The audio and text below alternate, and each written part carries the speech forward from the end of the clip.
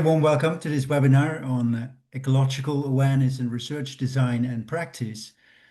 My name is Gerben Terriet. I serve on the NRIN's advisory board, and I'm very honored to introduce to you our speaker, Lucy Sabin. Lucy is a geographer and communications designer by training. She's a postdoc in the Department of Ethics, Law and Humanities at the University Hospital here in Amsterdam. And her specialties include artistic research methods, feminist science studies, and societal perceptions of air pollution, weather, and climate. Today, Lucy will fill us in on new ways to do research that respect the environment. She'll share what she has learned from interviews with international course leaders about how our research impacts on nature, society, and politics, and maybe vice versa. She'll discuss the importance of caring for both people and the planet. And Lucy will also show us a guide and a digital collection from the Horizon project that offers free resources for fair, eco-friendly research and new ideas for creating video and audio content together. After Lucy's talk, Maura Heine, who acts as our referee today, will start off the discussion by a brief response to Lucy's talk. And then the floor will be open to a general discussion until 4:45. And let me briefly at this instant introduce Maura, for those of you who don't already know her. Maura is an adjunct professor of research integrity at University College Dublin. She has a long-time track record in advancing research integrity policy and served, for example, as a treasurer for the World Conference on Research Integrity Foundation Board. And she's the chair of the ALIA Permanent Working Group on Science and Ethics.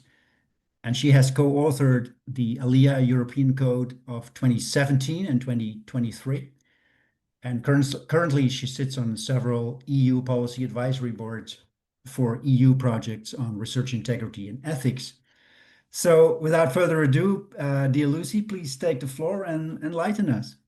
Thank you, Gerben. Thank you for the introduction and for having me today, and to Maura as well for agreeing to be the referee. So I will be talking indeed today about ecological awareness in research, design and practice, which is a really big catch-all title, of course. So I'll go into how we have approached that within our Horizon Europe project, RE4Green. So I've spent the past year as a postdoctoral researcher within a Horizon Europe project called RE4Green, working with Natalie Evans at Amsterdam UMC and various other partners. And overall, this project seeks to better integrate environmental awareness into research ethics guidelines and research integrity training. Most of you, of course, will be very familiar with the spheres of research ethics and research integrity. But if, like me, you have a different background and you've arrived here for a different reason, then essentially we are exploring what it means to perform research today across all aspects of knowledge production and knowledge exchange, with a focus on values, behaviours and practice. The notion of responsible or good research applies, of course, across all disciplines. In RE4Green, we found that research ethics and research integrity often concentrate on interpersonal relations, professional conduct, and societal impact. All too often, but not in all cases, of course, the environmental impact of research is left unexamined, and this omission can be or is urgent in a time of climate breakdown, biodiversity loss, and pollution. The current geological era has been dubbed the Anthropocene, essentially because human activity is causing global planetary rhythms to shift in unprecedented ways. This we know. Our mobility, consumer habits, and how we do research is always in relation with the more than human world. This is our starting point. And it would seem that this interdependence that I'm talking about is becoming more ecologically palpable and more politically fraught in current times. In the global north, we may like to think of transitions, but the uncomfortable truth is that we are looking, in many cases, at a lot of accelerations, which bring their own set of ethical questions. And in this context, the meaning of responsible research and responsible innovation also are shifting. Researchers and research institutions, critical thinkers and innovators have an important role to play. To reiterate, research and innovation activities are necessarily embedded in material and ecological systems. This is almost stating the obvious. They are shaped by infrastructures, resources, and power relations. Left unexamined, practices of research and innovation that are especially resource intensive risk perpetuating extractive and colonial logics. Equally, disciplines which might normally be considered, and I quote, distanced from people and communities. This is from an article called Climate Conscious Methodologies by Valeria Bassef and Angeline Le Tourneau. Disciplines which might normally be considered distanced from people and communities will need to rethink their approach as the ecological crisis continues to blur the lines between human and non-human, local and planetary. This enormous paradigm shift that I have not done justice to in the first few slides and lines, where research communities not only consider the environment, as many of us do, but are equipped with the skills and resources, the structures, the support systems to perform research activities in more environmentally just ways, requires, of course, a whole host of approaches. And this is what, in a modest way, RE4Green is trying to do at various scales. So we're asking some of these questions. How can we integrate environmental awareness in research and innovation? What skills, resources, and institutional changes are required? And so on. RE4Green is a multi-year project with several components. This includes a scoping review of existing literature, workshops with stakeholders in industry, and policy recommendations. So RE4Green addresses environmental concerns and environmental justice in research and innovation across all these scales through diverse forms of intervention and knowledge exchange, engaging with multiple actors. I will now talk about my team's role within this project over the past year. So we have focused specifically on developing training pathways for students and researchers, but also other research professionals, including ethics reviewers and citizen scientists. The overall goal, as I mentioned previously, is to integrate environmental awareness as much as possible into professional practices in universities and research institutions, but also where these spheres interact with local communities and industry partners. Where to begin? Well, when I joined the project, my colleagues had started assembling a database of existing courses and workshops from across the European research area. These resources demonstrate how and where training is available on environmentally just approaches to research and innovation. It is an eclectic list, to say the least, spanning a range of disciplines from sustainability in the chemistry lab to planetary health for medical researchers. We found that a lot of discipline-specific examples exist, probably more than we know because the review does not capture everything. And we now need research ethics and research integrity to continue amplifying and helping to scale up these existing efforts.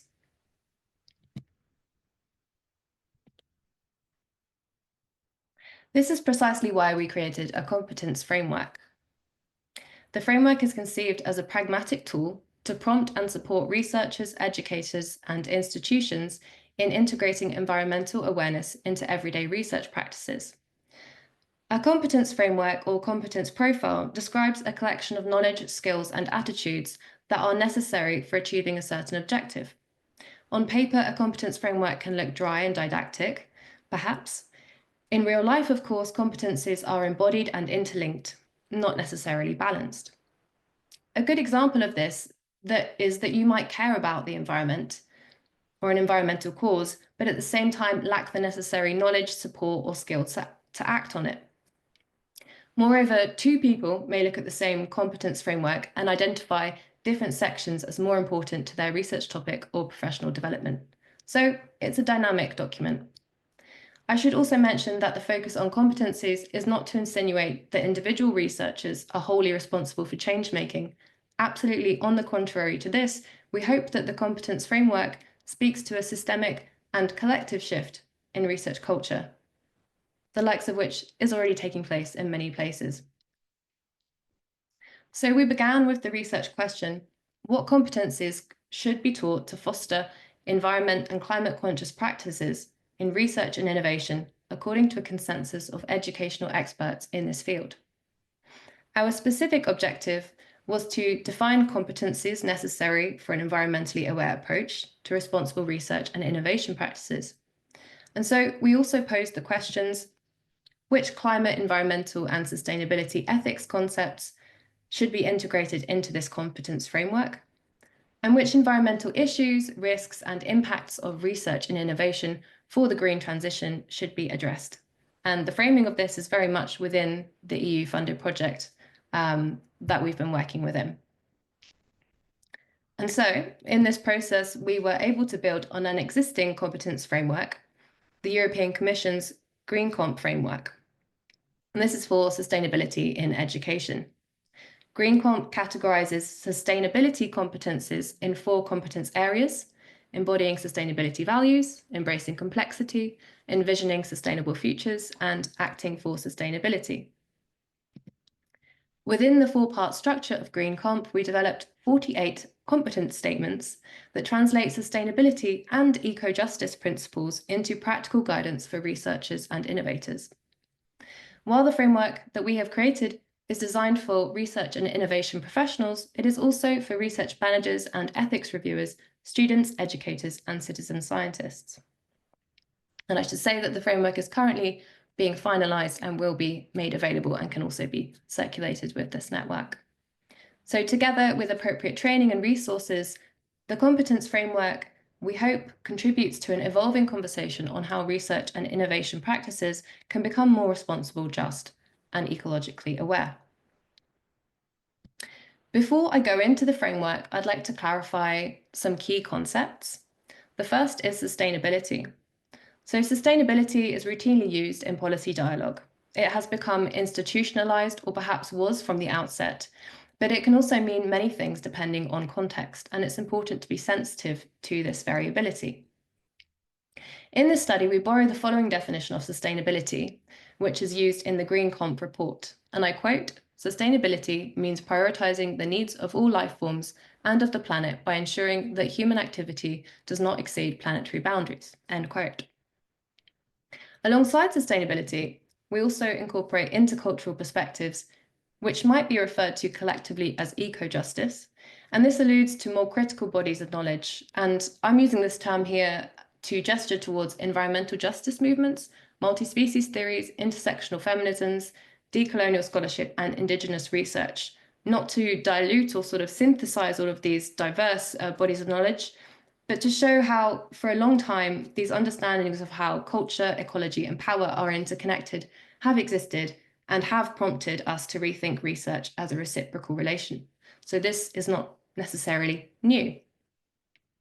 So to help us differentiate, whereas sustainability discourse might be compatible with the European green transition, eco-justice could be more critical towards power relations and a call for a just transition.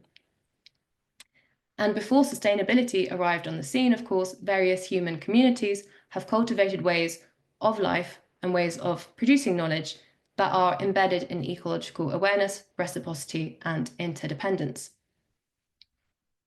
Thus, I would argue that bringing sustainability into dialogue with eco-justice is imperative when it comes to fostering more equitable and culturally informed environmental practices in research. So back to the competence framework.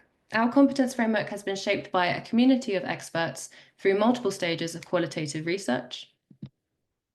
First, we conducted a series of semi-structured interviews with 28 experts.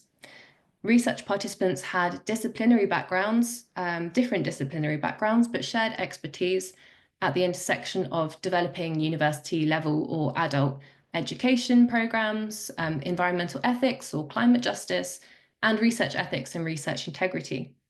So triangulating these areas of expertise was interesting, and to engage a gender diverse and geographically distributed group of individuals, we used a purposive sampling technique from this pool of potential experts. In the interviews, experts were asked to outline the kinds of training programs that they have developed to promote ecologically conscious research. they were invited to elaborate on the specific competencies, framed as knowledge, skills, and attitudes that they hope to foster among course participants. And this included emotional capacities or attitudes. Lastly, we asked them to describe personal, institutional, and societal or political challenges that they have encountered or observed in their pedagogical practice. Throughout the interviews, which were rich in contextual data, we were able to identify competence areas that are common across disciplines. Using thematic analysis, we identified key competences from the data and added them to a growing list. As you can see on this slide, we arranged and refined this list by cross-referencing with the overarching competence areas used in Green Comp. We then did 2 follow-up surveys using the Delphi method, and we asked respondents to give feedback on the draft competence framework, suggesting changes dynamically. So they rated the extent to which they agreed or disagreed with each statement in the competence framework and left a comment explaining their answer. So again, we had a rich data set to work with, and we've been able to reach consensus on around 40 statements, which will go into the final competence framework.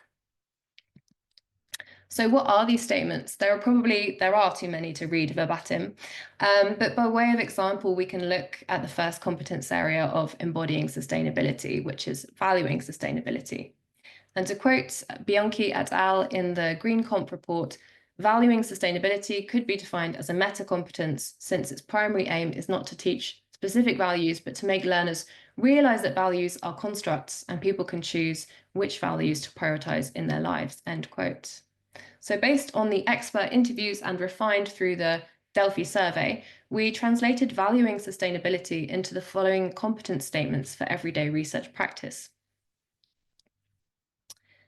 As you can see, the statements are scaffolded according to Bloom's taxonomy, so they progress from acknowledge to reflect to consider to apply. And these 4 statements and the other 44 statements in the competence framework may not directly apply to all research professionals or indeed across all levels of experience. To reiterate, the competence framework is not just an intellectual exercise or rulebook, it is meant to be a pragmatic set of prompts that users can think with and build on. Moreover, the section on futures literacy conveys how the competencies are not aimed towards fixed outcomes, but are context specific and can perhaps lead to novel approaches in research and innovation. And you can see here how the competence area of valuing sustainability provides a cornerstone for futures literacy. As I mentioned earlier, the competencies are interlinked. I'd just like to share a spotlight on what we found to be a meta-competence in this research, which was reflexivity, defined by one interviewee as having the ability to step back. The aspect of reflexivity most represented in the interview data was contextual reflexivity. Here, participants describe going beyond the usual, more narrow understanding of reflexivity by attempting to sensitize researchers to their influence on the broader ecological context. Reflexivity might be seen as a basis for ethics in practice across personal, interpersonal, methodological, and contextual spheres in research. It is also perhaps not enough to say that researchers need to consider the environment, as it were. This may be an unhelpful abstraction because it lacks specificity, implying that research is somehow taking place outside the environment. So we need to understand where, how, and under what circumstances environmental ethics come to matter in each stage of research. And research ethicists will need to deal with the problem of how to reframe the environment, and indeed some are, as a plethora of context-dependent stakeholders. There are inevitably limitations to the competence framework I've described and the methodology that we used. First, the Delphi methodology can be critiqued for being top-down in nature. Experts are invited to provide input based on their professional expertise, which can, of course, prioritize conventional perspectives and perhaps marginalize less established voices or emerging ideas. Indeed, the structured nature of the online survey foreclosed any real-time interactions. But we hope that the interview data provided some rich and more dynamic and complex insights. Most importantly, the question of how the competence framework will be operationalized remains open. The competence framework is not just an intellectual exercise, as I mentioned, but it's an instructional tool, and the applicability of the framework requires and will undergo further exploration. As a side note, if there are any research integrity trainers listening, then maybe there are some competence areas you might incorporate into your course outcomes. And if that is the case, you can reach out to my colleague, Natalie Evans, and she can support with this. We're really keen to see the competence framework tried and tested in different pedagogical contexts. So indeed, within RE for Green, we are using the competence framework as a basis for educational design. So it's an ongoing process. We are making over 20 micromodules. These will be navigable via various pathways, depending on whether you are a student, trainer, researcher, or ethics reviewer. And this toolbox is going to be made available in the coming months via the Embassy of Good Science website. There are some inspiring examples. Maybe I can share two with you. One includes one is a resource from created by a former colleague, Petra Verdonk. Verdonk collaborated with an illustrator, Katinka Faiz, to create a colouring book for researchers on gender, climate, and health. One of the pages in this open access book features a crisis tree, and essentially it's a reflection exercise for prompting researchers to situate their work in relation to environmental and social justice considerations. And this exercise relates to the competence statement, engage with key ethical debates regarding the environmental and climate impacts of a research and innovation project. Another example that I personally often return to is Clear Lab, based at Memorial University of Newfoundland, which specialises in community monitoring of plastic pollution in wild foodways. CLEAR, which stands for the Civic Laboratory for Environmental Action Research, have an intentional approach to research culture. In their lab book, they state, and I quote, "Rather than assuming we are value neutral or that the product of research is more important than the process, we work towards humility, accountability, collectivity, and good land relations, brackets, anti-colonialism, in everything we do, from how we run a lab meeting to how we take out the trash." Projects like CLEAR can help start a conversation about environmental responsibility and power relations in all areas of research. And a related competence from our framework includes the statement under supporting fairness, conduct research and innovation activities in a way that contributes to both social and environmental justice, recognize the disproportionate impact of the planetary crisis on and within different communities due to coloniality and systemic injustice. Within RE for Green, we have created our own learning resources to supplement the existing materials. So this includes the forthcoming podcast, Earth to Research. Earth to Research aims to catalyze dialogue on the role of research communities in the ecological crisis. And this has been a really fun project to be involved in. We've recorded 8 episodes with a range of guests. We also incorporate soundscapes and original songs, making full use of the creative medium of podcasting and its potential to not only transfer information, but to foster perhaps empathy and care. The primary objectives of Earth to Research are to share strategies for integrating environmental awareness into research, to promote responsible, just, and equitable research practices, to create an inclusive platform, especially for early career researchers, and develop open access adaptable resources. The key topics that we've selected are based on the interviewees' specialisms, but we've tried to respond to key debates in the just transition. So these include digital accelerations and responses, materials of research and innovation, methods such as life cycle assessment, the whole question of reimagining our role as researchers and the role of research in these current times, caring for planetary health, and expanding research ethics. So our first ever episode will be made available in the next couple of weeks, and perhaps NRIN would be able to share it with the attendees of this webinar. And we will integrate the podcasts into the RE for Green training pathways. They are multimedia formats. So along with the podcast itself, we will have blog posts and some reflexive exercises to accompany each episode.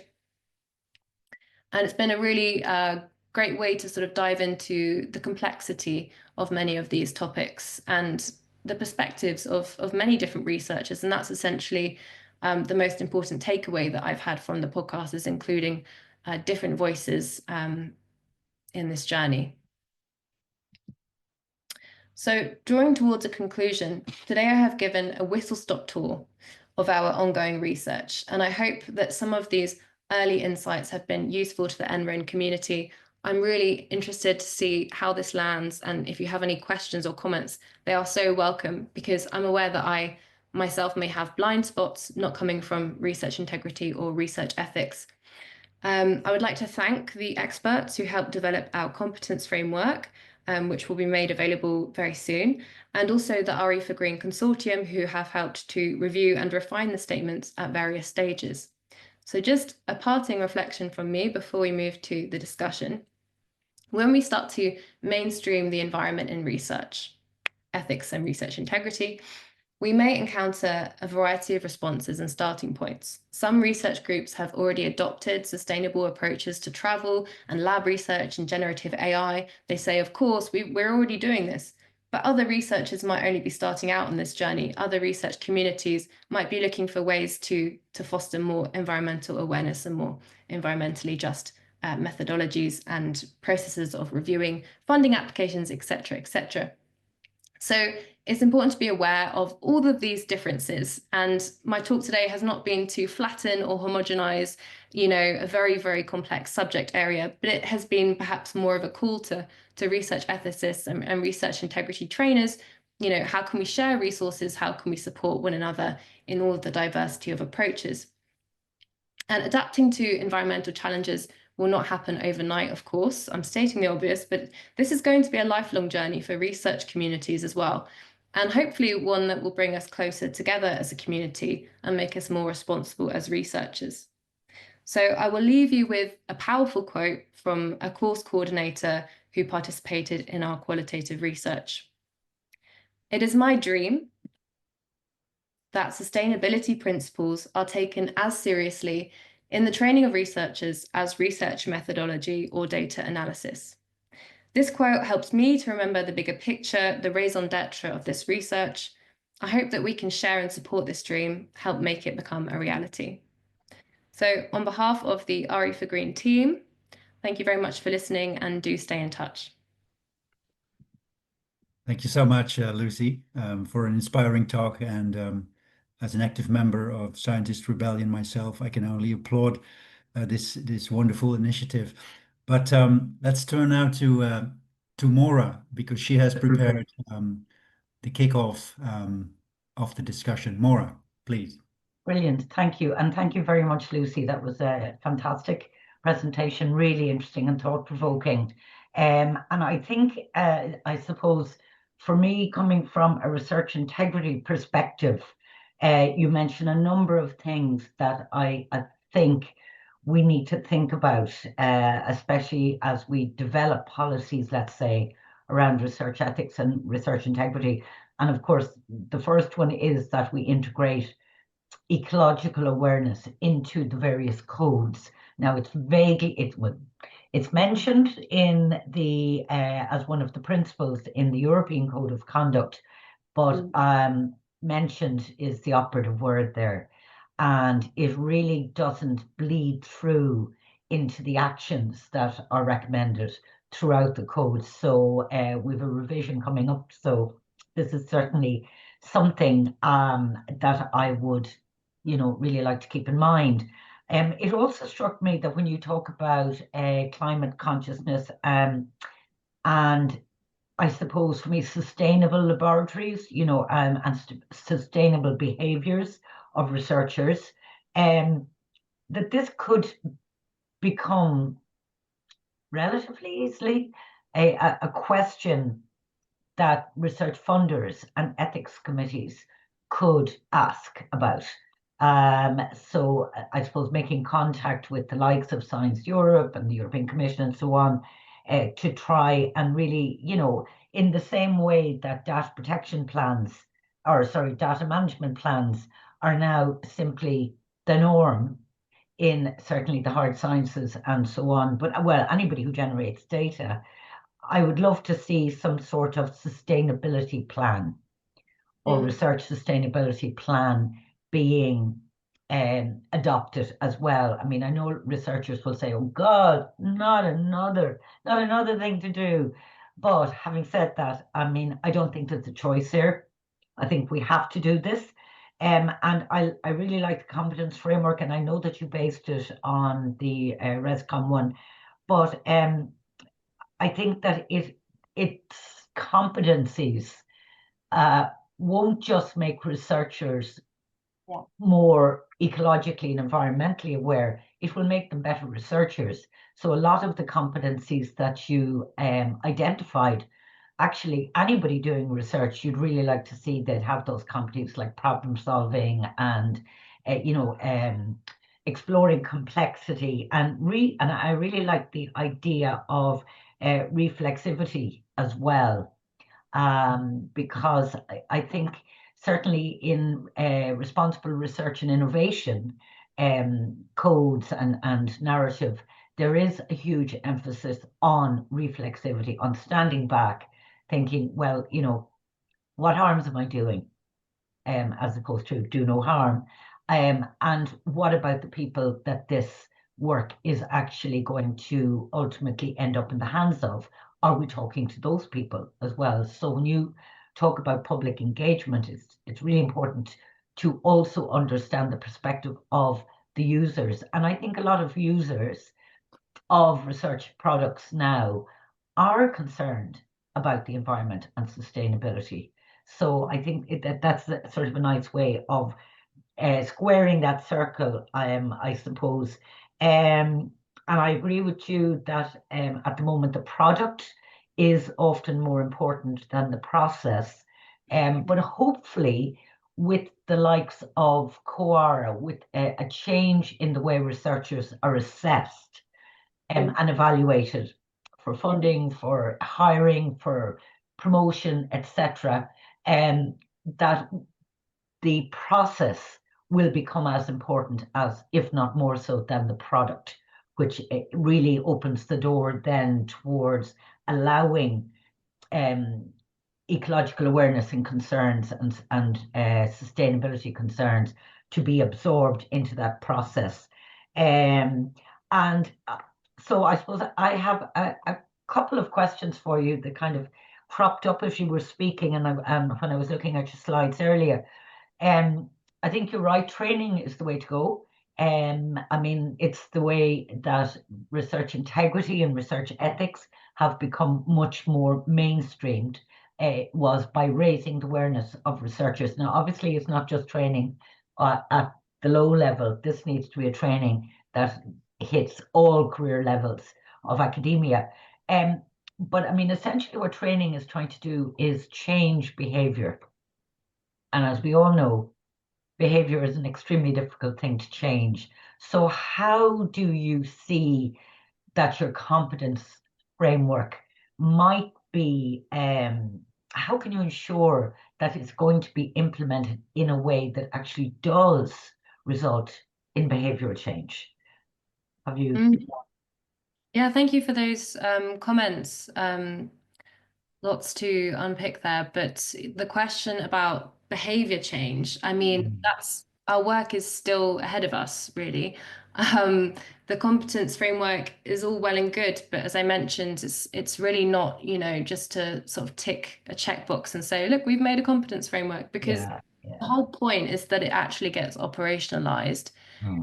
It doesn't need to happen in a sense of like, I suppose what might be thought of as sort of ethics review check boxes where you've done this, you've done this, you've done this.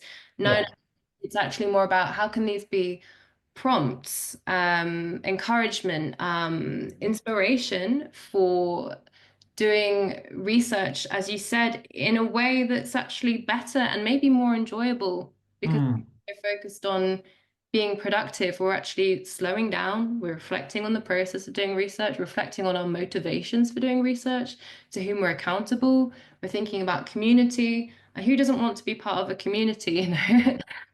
So it's really important that the competence framework is, you know, tried and tested, and it becomes a dynamic resource rather than just, you know, something that goes out there as a sort of a document that checks a box, but then is made practice. And this is where the educational design and the workshop formats and the anyone who's listening who does research integrity training, this is where you come in. And this is where the dialogues need to take place. And as I said, we're at the beginning of the project in that aspect, and hopefully this will contribute to broader changes that are already happening. As I mentioned, like RE for Green is not doing anything drastically new, but it's bringing together different epistemologies that already exist. Yeah. Maybe where it is doing something a little bit more cutting edge is in terms of having some influence on policy recommendations and guidelines, hopefully, and also the work that you're doing, Maura, as well. Because as you say, many of us, I mean, everyone who signed up for this talk, I imagine, cares a lot and is deeply troubled by the way that things are.